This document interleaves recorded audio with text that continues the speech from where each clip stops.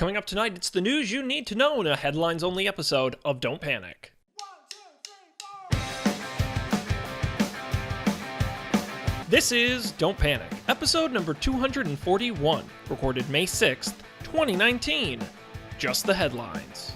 Hello everybody, welcome to this limited edition episode of Don't Panic, the technology podcast on Gadget Internet and I am Sean Jennings, not joined as always by Dan Miller and Colby Rabideau. Scheduling conflicts have made it so we can't get together this week, but that's not going to stop us from delivering the news you need to know in this special headlines-only edition.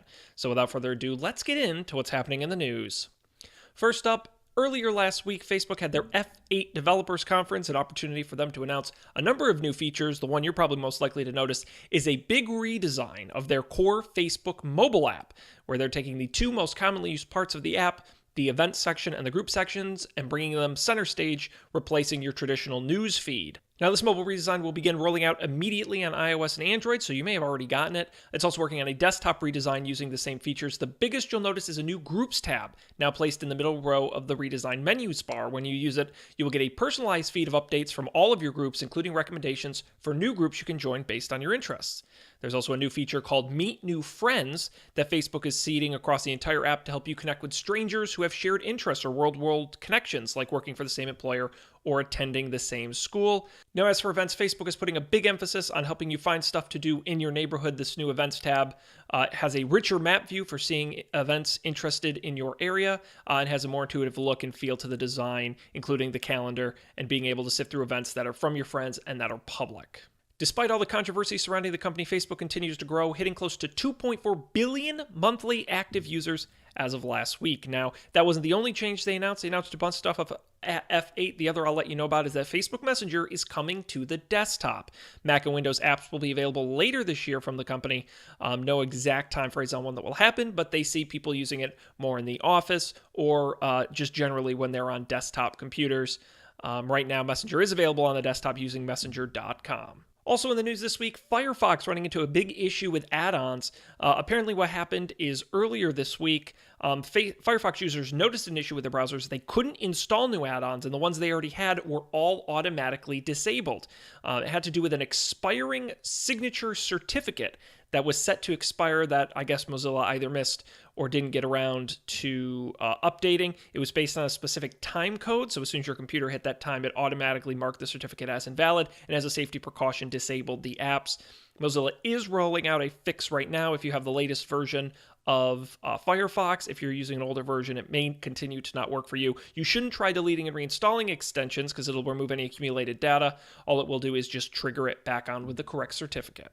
In an ongoing series of irresponsible and crazy purchases, Verizon is looking to sell Tumblr, the blogging platform it acquired from Yahoo back in 2017. Now, if you don't remember the history, Tumblr was purchased by Yahoo back in 2013 for $1.1 billion, and then Verizon bought Yahoo for $4.5 billion, ended up taking a $4.6 billion write-down on the whole purchase. The biggest issue came when Tumblr early last year went and disabled any not safe for work content. Any sort of pornography or graphic content was banned from the Tumblr platform. It immediately went ahead and just completely trashed its user rates. So the question becomes, what is the service left for the microblogging site? It doesn't seem as if Verizon has a good use for it.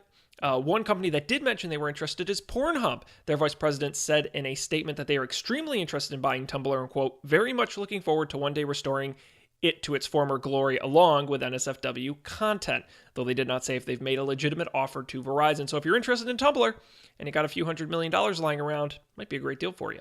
It also came out this week that Spotify is testing a new playlist that would integrate both music and podcasts. Now, we've talked previously on the show about Spotify's big play into podcasting, purchasing a number of podcast companies like Gimlet Media, Parcast, Anchor, among others. But according to a leaked test, apparently they're trying something they call Your Daily Drive. And it's a curated playlist that includes music that already fit your interest, but alongside those songs were short news podcasts integrated right into the same playlist.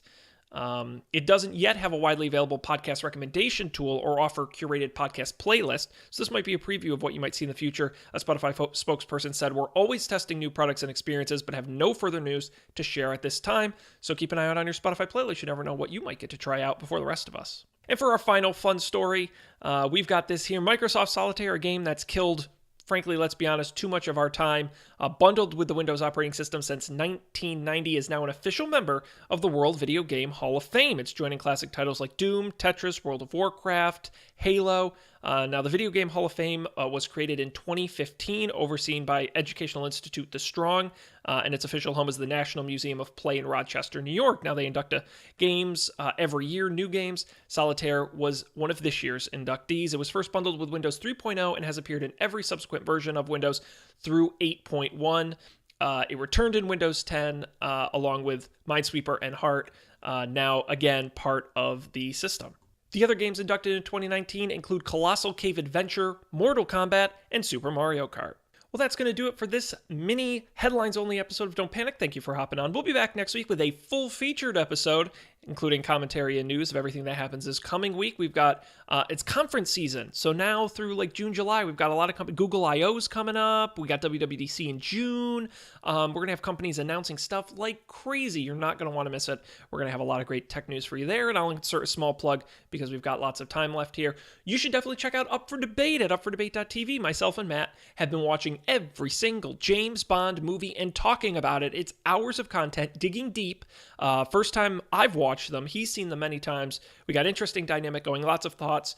This week, we're recording our Daniel Craig episode. We're so close to the end, but if you haven't been listening, go to upfordebate.tv or search Up for Debate wherever you get podcasts and take a listen. I think you'll really enjoy that show. Of course, our website is don'tpanic.io. You can get the show anywhere you get podcasts and the video version on YouTube as well. And of course, you can follow us at Up for Debate, at Don't Panic Show on Twitter, my bad, and don'tpanicshow@gmail.com is our email.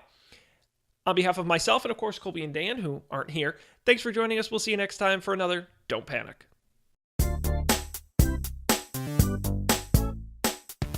This has been a Coffee and Beer production, executive produced by Dan Miller, Colby Rabideau, and Sean Jennings. To learn more, visit coffeeandbeer.tv.